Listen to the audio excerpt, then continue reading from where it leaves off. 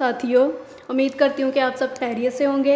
चलें आए आज हम सर बिलाल से एक सवाल करते हैं कि ये जो सियासत में एक दूसरे पर तनकीद हो रही है, क्या ये ठीक है? बहुत अच्छा सवाल आपने किया है कि सियासत में जो तनकीद हो रही है क्या ये ठीक है या कि नहीं। पहले तो मैं ये बता दूं, किसी भी मुल्क की तरक्की के राज के लिए उसके जो इंटरनल मैटर्स होते हैं ना, उसको इस तरह जो है सोशल मीडिया पे या इलेक्ट्रॉनिक मीडिया के ऊपर जो है ना उसको उछालना नहीं चाहिए। उसकी वजह ये होती है पूरी दुनिया देख रही है और आप पूरी दुनिया के सामने तमाशा बन रहे हो।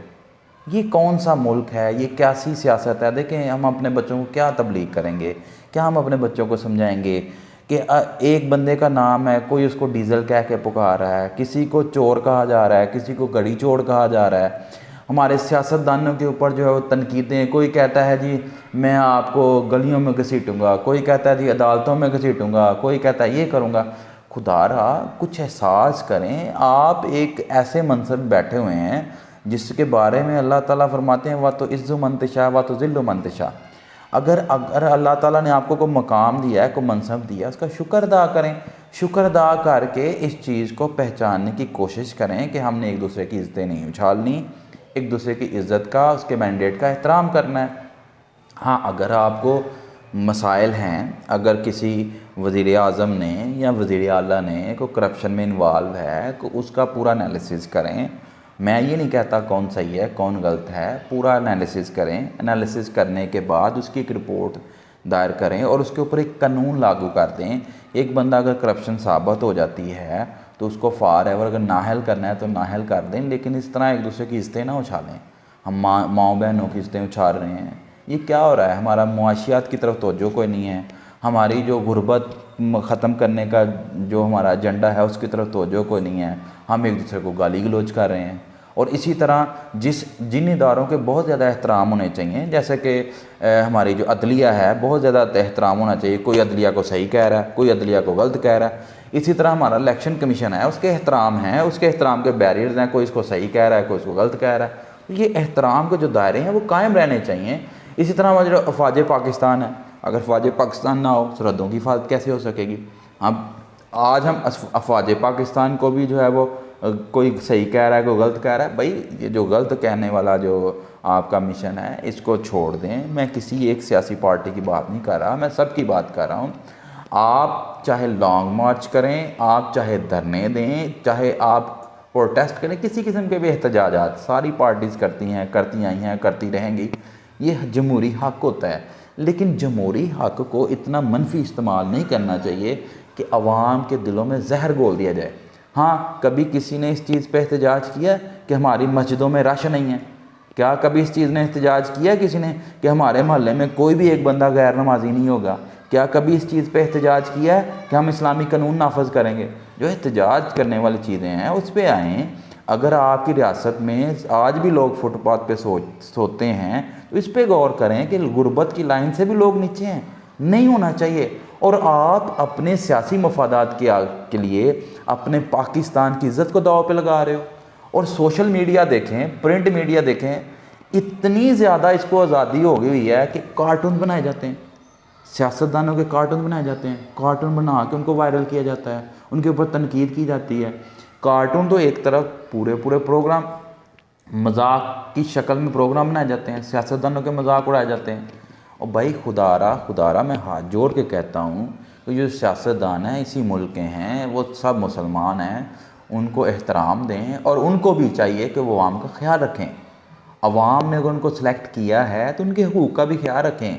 असम्बली हॉल किस लिए बना है? अवाम के मसाइल हल करने के लिए, ना कि एक दूसरे को लोटे दिखाने के लिए, ना एक दूसरे के कागज छाड़ने के लिए। उधर असम्बली में बिल हो रहा है। भाई तमीज़ के दायरे में रह के गुफ्तगू करें। हम अपनी नस्लों को क्या सिखा रहे हैं? हमारे लीडर बदतमीज़ हैं। जब तक ये चीज़ ख़त्म नहीं होगी, एक दूसरे का एहतराम नहीं होगा, एहतराम आदमियत नहीं होगा, तब तक वो कौम तरक्की नहीं कर सकती। आज हम चाहते हैं पाकिस्तान तरक्की करे तो इंशाल्लाह करेगा, लेकिन एहतराम आदमियत के ज़रिए होगा। तो ये शर्म करनी चाहिए। मैं आखिर पर सिर्फ यही एक सख्त लफ्ज़ बोल सकता हूँ कि हमारे हुक्मरानों को शर्म करनी चाहिए। एक दूसरे पर कीचड़ उछालने की बजाय जो हमारे मसाइल हैं उस पर गौर करें। साइंस और टेक्नोलॉजी में बच्चे आगे जाएं।